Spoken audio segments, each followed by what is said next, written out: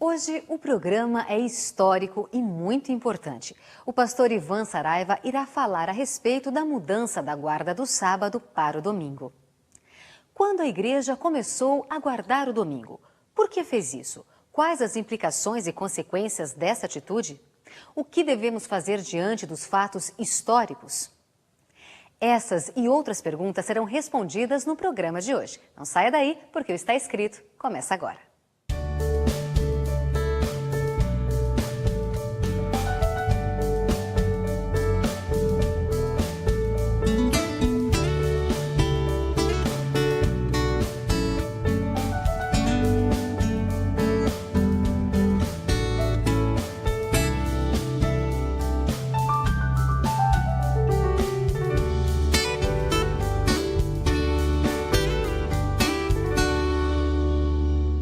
Amigo, como você sabe, estamos dando continuidade a uma série aqui no Está Escrito.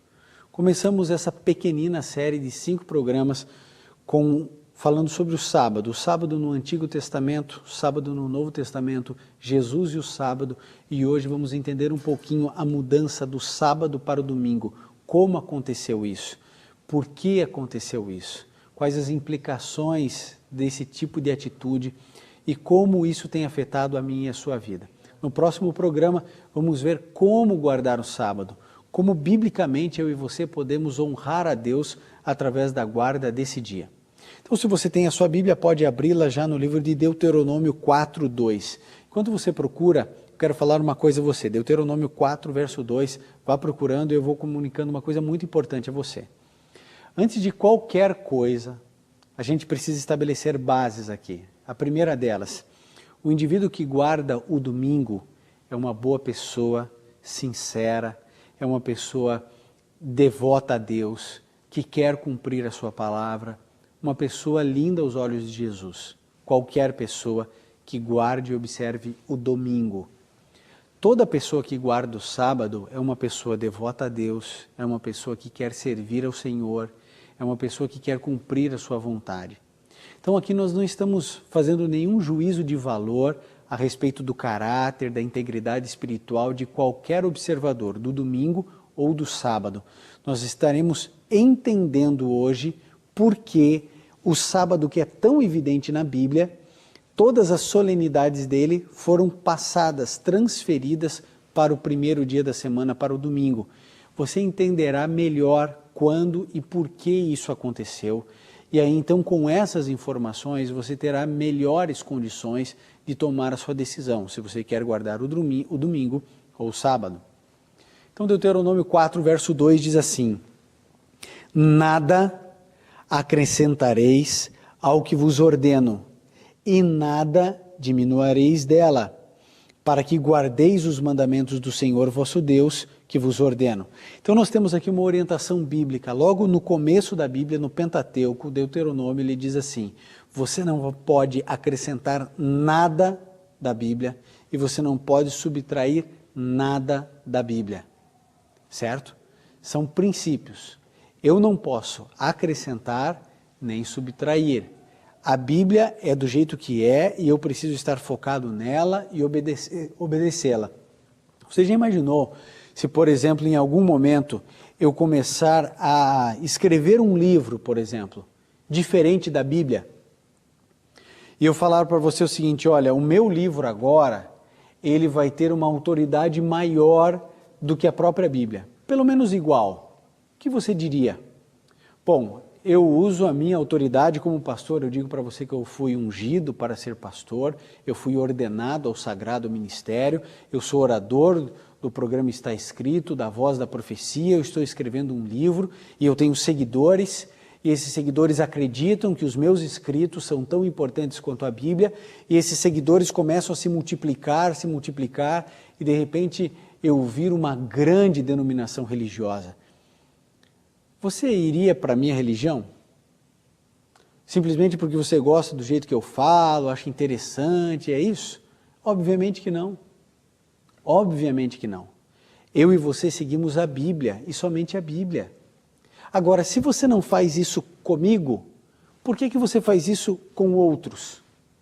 Agora eu quero falar bem diretamente para os meus irmãos católicos, que têm ali como um manual de conduta o catecismo. Ora, o catecismo, se você ler os 10 mandamentos no catecismo, são completamente diferentes dos mandamentos, dos 10 mandamentos na sua Bíblia católica.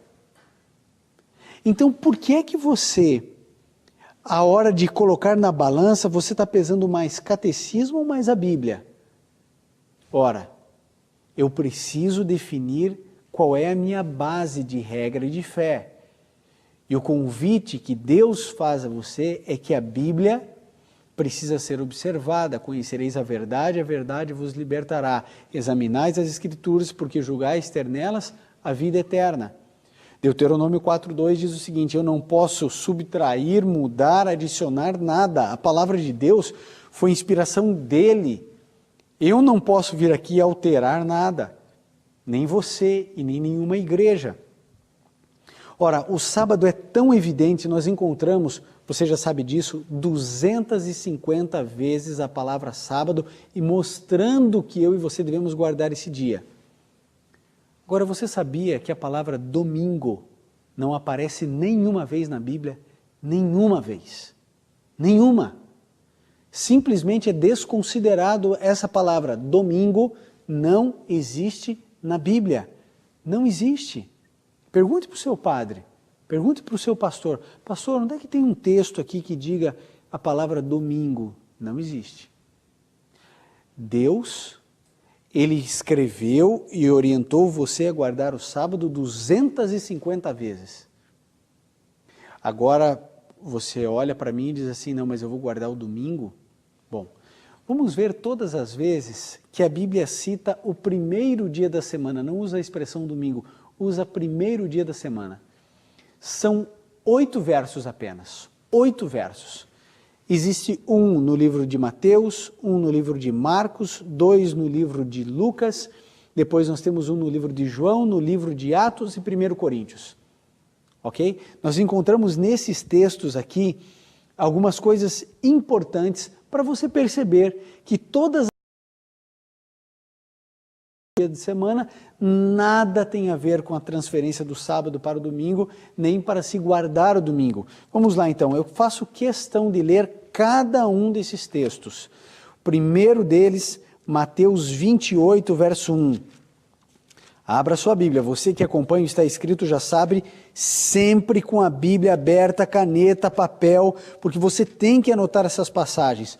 Lógico que esses programas, eles rapidamente estão na internet, não tem problema algum, você pode sempre acompanhar. Mas é bom que você tenha suas anotações pessoais. Então, Mateus 28, 1 diz assim, depois do sábado, ao raiar do primeiro dia da semana, Maria Madalena e a outra Maria foram ver o sepulcro. Está constatando, inserindo elas dentro de um tempo. Depois do sábado, no primeiro dia da semana, elas foram ver o sepulcro de Jesus. Foi ali que elas descobriram que Jesus havia ressuscitado. Vamos lá, Marcos 16, verso 2. Marcos 16, no verso 2, vamos lá, vamos na peregrinação, 16, verso 2. Muito cedo, no primeiro dia da semana, logo depois do nascer do sol, foram ao sepulcro. É a mesma visão, é a mesma narrativa agora do evangelista Lucas falando da mesma situação, das mulheres. Maria Madalena, Maria mãe de Jesus, Salomé, estavam todas ali presentes. Agora no verso 9 você encontra o seguinte, tendo Jesus ressurgido de manhã cedo no primeiro dia da semana, apareceu primeiro a Maria Madalena, ao qual tinha expulsado os 7 demônios. Jesus ressuscitou no domingo, que é o primeiro dia da semana, a palavra domingo não aparece, simplesmente Jesus surge ou ressurge da morte no primeiro dia da semana. Agora Lucas 24, verso 1. Vamos lá. Nós estamos caminhando e avançando, são as únicas passagens que falam a respeito do primeiro dia da semana, que eu e você chamamos de domingo. Lucas 24, 1 diz, no primeiro dia da semana, bem cedo, elas foram ao sepulcro, levando as especiarias que tinham preparado, mais uma vez o contexto da ressurreição de Jesus. Agora, no quarto evangelho, João, no capítulo 20, no verso 1, nós lemos: na madrugada do primeiro dia da semana, sendo ainda escuro, Maria Madalena foi ao sepulcro e viu que a pedra fora revolvida da entrada. Mais uma vez o mesmo contexto. Atos agora 20, verso 7. Atos, no capítulo 20, no verso 7. No primeiro dia da semana, reunindo-se os discípulos para partir o pão, Paulo, que havia de sair no dia seguinte, falava com eles e prolongou o seu discurso até a meia-noite. Então, no primeiro dia da semana, ele estava reunido com seus discípulos, teria que viajar no outro dia. Não há menção alguma de qualquer situação de que as solenidades do sábado foram transferidas para o domingo. E agora 1 Coríntios 16, verso 2. Veja, estou fazendo questão de passar todos os versos para que você leia. Porque se eu apenas citasse, talvez você tivesse preguiça, não tivesse tempo. Então eu estou lendo para que você perceba bem. 1 Coríntios 16, 2. No primeiro dia da semana, cada um de vós ponha de parte o que puder juntar, conforme a sua propriedade, para que se façam as coletas quando eu chegar. Então ele estava dizendo o seguinte: olha, aí no primeiro dia da semana, cada um de vocês vai oferecer o que puder, porque os nossos irmãos em Jerusalém estão passando muitas necessidades em função da perseguição. Então ele estava falando aqui para os irmãos em Coríntio, para eles ajudarem os outros irmãos em Jerusalém. Aqui é apenas uma coleta. Então aqui se acabam todos os textos que falam a respeito do primeiro dia da semana em toda a Bíblia. Não apenas no Novo Testamento. Veja, nós só lemos o Novo Testamento porque só aparece no Novo Testamento. O Velho Testamento, o Antigo Testamento, não aparece uma única vez, nem sequer citando o primeiro dia da semana. Agora eu pergunto, se não é bíblico, por que razão trocaram as solenidades do sábado para o domingo? Por que razão? Vou explicar algumas coisas para você. Qual foi a primeira igreja do mundo? Igreja vem de eclésia, de eclesia, que quer dizer ajuntamento de pessoas. Qual foi o primeiro ajuntamento de pessoas? Quando a gente vai para Mateus 16, a gente descobre ali que os discípulos eram a primeira igreja de Cristo. Eles foram a base, o núcleo da igreja de Cristo na terra, certo? Essa igreja, ela é fundamentada em quem? Na rocha que é Cristo Jesus. Ela não está fundamentada em Pedro, em Paulo, em João, em Maria, pessoas super especiais, consagradas, mas que são pecadores ou pecadora como eu e como você. Então, a igreja, ajuntamento de pessoas alicerçada em Cristo Jesus, e começou-se então a igreja. Vocês se lembram em Atos 2, Pedro pregando, 3.000 pessoas se convertendo. Obviamente que ele estava ali num processo de colheita de tudo aquilo que Jesus havia semeado durante os 3 anos e meio de ministério. A igreja crescia, se desenvolvia, as pessoas eram batizadas. O batismo é a forma como um indivíduo se torna cristão, é o caminho, ou a porta de entrada para você poder ir para o céu. Tudo isso aí é o batismo, essa igreja, como ela está unida e formatada. Então, que igreja era a igreja primitiva? Era a igreja apostólica. Era uma igreja universalizada, porque era o sacerdócio oferecido para todos os crentes. Então, nós poderíamos até dar um nome a essa igreja apostólica. Poderíamos colocar igreja católica. Porque o que significa a palavra católica? Significa universal. Uma igreja universal apostólica, seguindo os ensinamentos de Cristo Jesus, passado pelos apóstolos. Então, igreja católica apostólica, essa igreja católica apostólica, ela guardava o sábado. Os pais da igreja, Eusébio, Epifânio, até o início do 4º século, escreveram exatamente isso, que a igreja apostólica, ela observava o sábado, inclusive os gentios que não eram judeus, porque era um sacerdócio para todos os crentes levar o evangelho, e pessoas de todas as partes do mundo eram convidadas a fazer parte desse evangelho. Está aí a razão pela qual Paulo viajou tanto, o dom de línguas, que é o dom de idiomas, Pedro pregando, os discípulos pregando, cada uma pessoa ouvia na sua própria língua materna, para que realmente fosse disseminado a pregação do evangelho. E eles continuaram guardando o sábado. O problema todo, sabe qual foi? Querido irmão e irmã católica, o problema é quando a Igreja Católica Apostólica se tornou romana. Querido, o que Roma tem a ver com o cristianismo? Jesus nunca pôs os pés em Roma.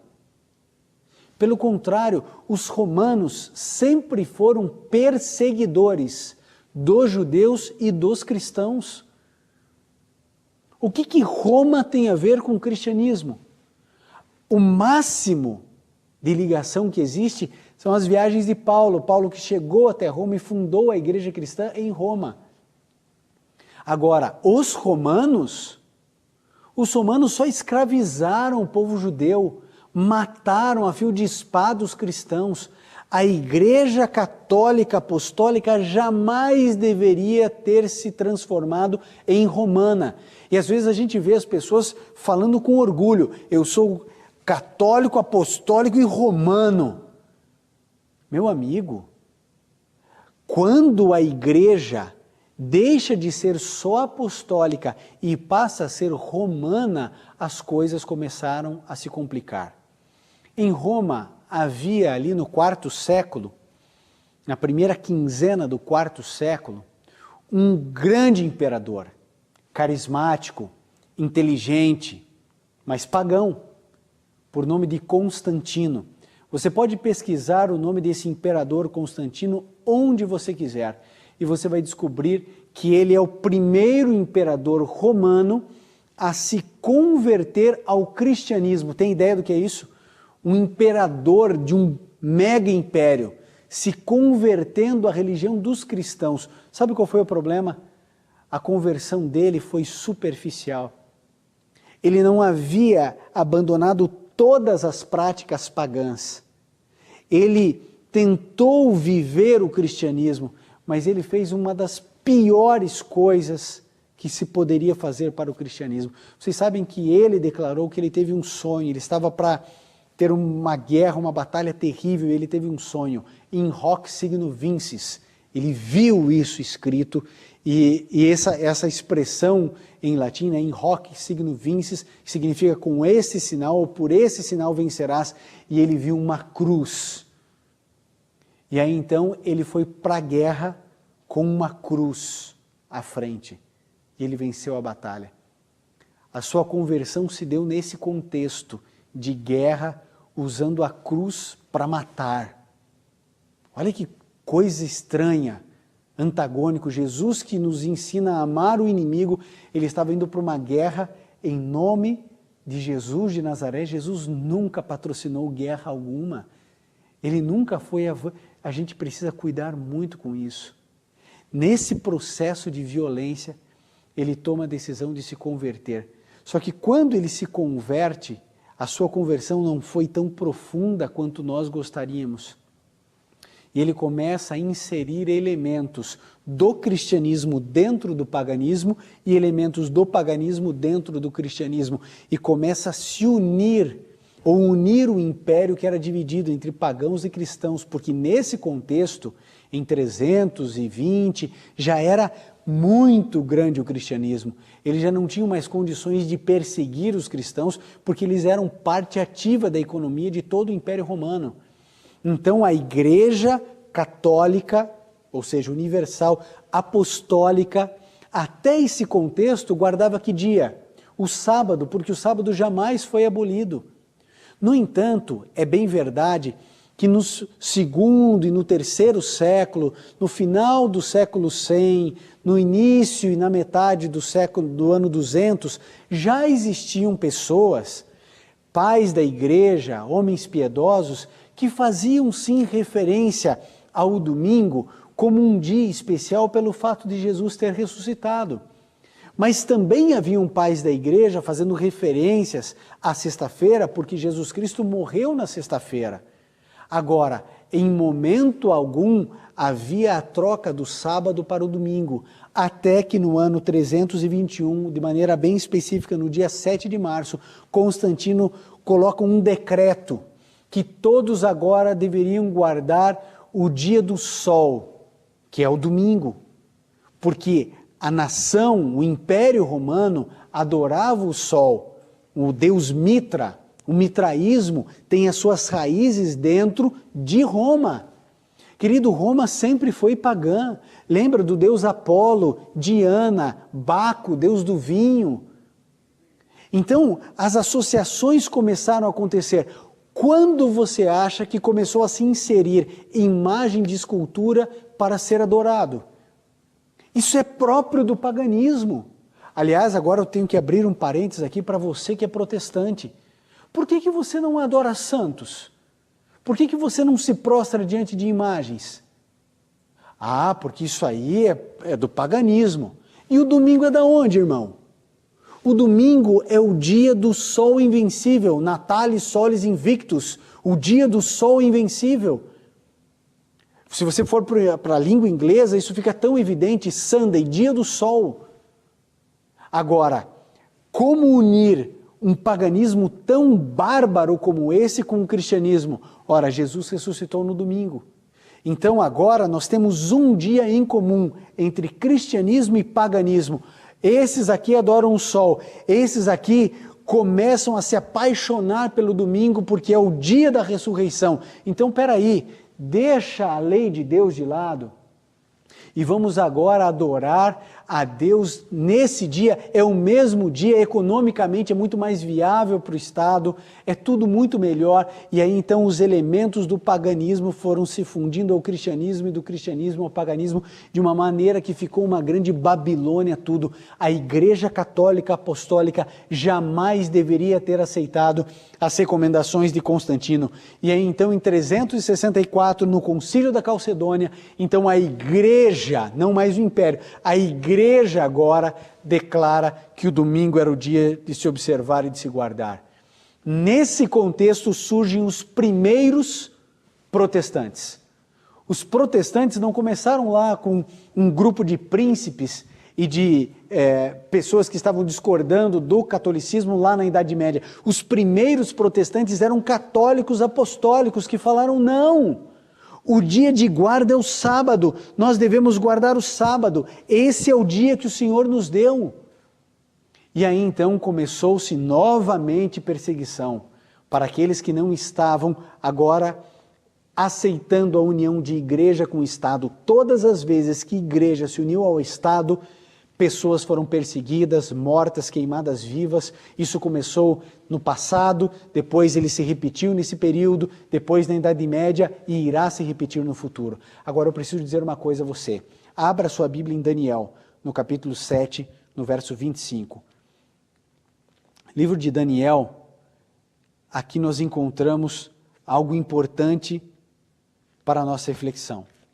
Daniel 7, 25, nós encontramos a manifestação de um Deus soberano em todo o universo. Como é que Deus permitiu? Deus já sabia que isso iria acontecer.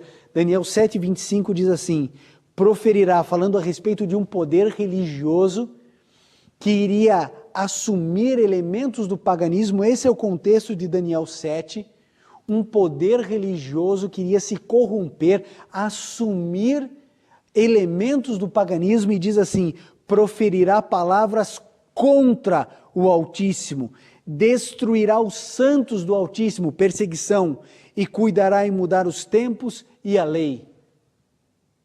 Foi exatamente isso que aconteceu. Querido, se a Igreja Católica Apostólica dissesse não a Constantino, não ao paganismo, eu hoje seria membro da Igreja Católica Apostólica. E talvez tivéssemos uma única denominação cristã. Mas quando ela se fundiu, quando ela se uniu a Roma, quando se uniu ao paganismo, aí, meu amigo, aí eu dou 3 passos. E você, católico, apostólico, deveria falar: não sou romano. Você pode ser de Jerusalém, você pode ser de Jesus, você pode ser do que quiser, menos romano. Roma não, irmão. Roma não. Eu e você não temos nada com o paganismo. Deus havia profetizado 1000 anos antes, 1 milênio. O Brasil não tem 600 anos. 1 milênio antes de Constantino nascer, Deus havia profetizado de que essa igreja, esse poder religioso que veio puro até o 4º século, até a primeira metade do 4º século, haveria de se corromper, destruiria os santos do Altíssimo, e como a igreja católica apostólica, agora sim romana, perseguiu cristãos. E quantas pessoas ela matou, e quantos índios foram escravizados e mortos por jesuítas. Você conhece a história brasileira. Isso não aconteceu apenas no Brasil. Em nome de tirar as pessoas do paganismo e convertê-las à força, milhares e milhares e milhares de pessoas morreram. Interessante, livrar índios do paganismo, mas no seu passado, infelizmente, se uniu ao paganismo. Deus disse: cuidará em mudar os tempos e a lei. Hoje, um dia, ele é colocado da meia-noite à meia-noite. Não tem sentido lógico algum um dia começar no meio da noite, nem terminar no meio da noite. Mas mudaram os tempos e também mudaram a lei. Pegue o catecismo da Igreja Católica e você vai descobrir que no lugar de estar escrito para guardar o sábado, está dizendo para você guardar domingos e festas. Ah, querido, eu não posso aceitar uma coisa dessa e nem você. Essa mudança descabida, inválida, que deturpou a Bíblia, ela precisa receber um basta, pelo menos na sua vida. Por isso eu vou fazer 2 apelos aqui. Em primeiro lugar para você, meu irmão católico. Em primeiro lugar para você. Querido, Deus se preocupa contigo. Ele quer o melhor para você. E hoje Ele está explicando para você que no passado a Igreja Católica Apostólica era pura, mas ela se fundiu a Roma, a Constantino. E em função disso, a Igreja se corrompeu. Você não precisa de nada disso. Pelo contrário, você pode ter uma vida pura, seguindo unicamente a Bíblia. E agora para você, meu amigo, que é protestante, evangélico, pentecostal, sabe qual a razão pela qual eu guardo o sábado? É a mesma razão pela qual você não adora imagens de escultura. Porque os 10 mandamentos diz que eu não devo adorar imagem de escultura, mas os mesmos mandamentos declaram que eu devo guardar o sábado. O apelo que eu faço para você é esse. Querido, Deus é eterno, Deus é para sempre, nele não há sombra de variação. O livro de Deuteronômio 4:2, primeiro texto que lemos, diz que nós não podemos diminuir nem acrescentar nada na palavra do Senhor. Nada. A Bíblia é expressa a vontade de Deus para a sua vida. Hoje é o dia de você romper com o dia do sol. Hoje é o dia de você romper com o mitraísmo e voltar-se para a guarda do sábado, que é o dia do Senhor. O Nadson irá cantar agora. Enquanto ele cantar, querido, eu queria que você refletisse na letra desse hino, que declara um Deus poderoso, um Deus amoroso, mas um Deus que nunca falha e não falhará com você no seu intento de seguir a palavra de Deus na sua integralidade. Que Deus abençoe você na sua decisão.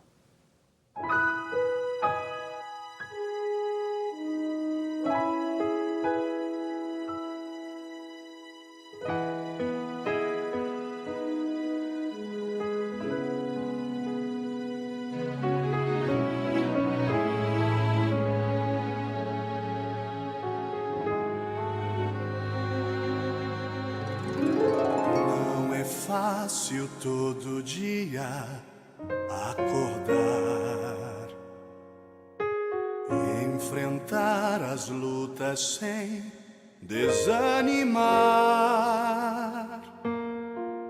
Ter certeza da vitória, uma fórmula ou resposta para todos os problemas resolver.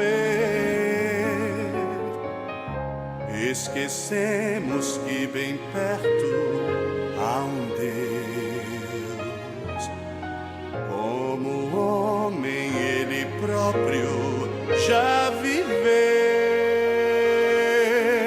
e enfrentou dificuldades, até a morte foi levado. Tanto amor assim nunca se viu. Ele é a esperança que não falhará. Ele é a corrente que não quebrará. Quando tudo falta, ele satisfaz, e na tempestade é a paz. Ele é a certeza do amanhecer. Ele é a fonte plena de poder. Ao seu lado nada para temer. Nele a vida fim não há de ter. Esse Deus conhece cada coração e está pronto para bênçãos conceder. É preciso confiança, é amor e esperança, uma entrega sem reserva a Deus. Ele é a esperança que não falhará. Ele é a corrente que não quebrará. Quando tudo falta, ele satisfaz,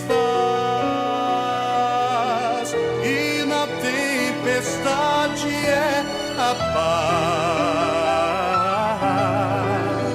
Ele é a certeza do amanhecer.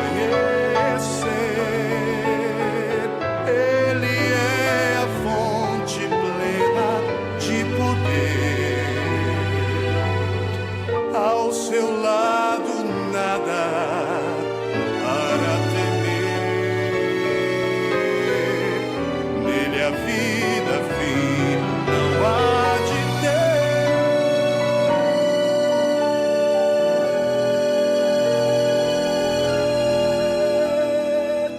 Nele a vida fim não há de ter.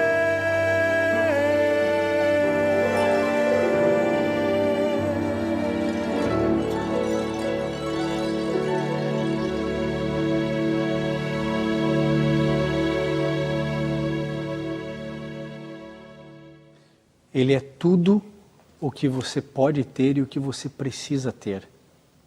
O seu compromisso, amigo, não é com nenhuma igreja, não é com nenhuma religião. O seu compromisso é com a palavra de Deus. Isso deveria ser o suficiente para você romper com o paganismo, com o romanismo. Talvez você hoje tenha tomado uma decisão. Não vou mais guardar o domingo. Hoje vou guardar o sábado. Essa é a sua decisão. Deveria ser. Ainda temos um último programa. No próximo programa nós falaremos sobre como guardar o sábado e você verá a pureza, a leveza e a beleza de se guardar o sábado, o dia que o Senhor nos ordenou. Infelizmente, a maior parte do cristianismo está longe da integralidade do cumprimento dos mandamentos do Senhor. No livro de Tiago, no capítulo 2, no verso 10, diz que se você tropeça em um mandamento, você se torna culpado de todos, porque ou você observa a lei ou não observa a lei. Se eu observar 9, mas roubar, de que adianta guardar os outros 9? Se eu guardar todos os mandamentos e não honrar meu pai e minha mãe, de que adianta os outros? Se você guardar todos os mandamentos, mas não guardar o sábado, de que adianta? Isso é semi-obediência, não é obediência. É a história do meio certo, do meio errado, é tudo errado. Ou você observa e obedece a lei do Senhor, ou não. Diante de você eu proponho vida ou morte, bênção ou maldição. Escolha a vida, para que você tenha vida, para que os teus filhos tenham a vida. Você nunca poderá um dia chegar para Deus e falar: Senhor, eu não sabia, fiz o meu melhor, fiz sincero. Não adianta, amigo. Hoje é o dia da decisão, hoje é o dia da entrega. Você está tendo consciência de muitas coisas. E agora eu quero orar por você. Se puder, feche seus olhos, curve sua fronte. Vamos juntos orar. Querido Pai, ajude os meus irmãos, católicos e evangélicos. Ajude o Senhor, não apenas para compreender, mas para viverem o Teu sábado. Talvez sejam esquecidos por alguns, desprezados por outros, perseguidos por mais alguns, mas estarão ao Teu lado e isso basta a qualquer um de nós. Entregamos essas decisões, cada uma delas em Tuas mãos, em nome de Jesus. Amém. E lembre-se, amigo, está escrito: nem só de pão viverá o homem, mas de toda a palavra que sai da boca de Deus.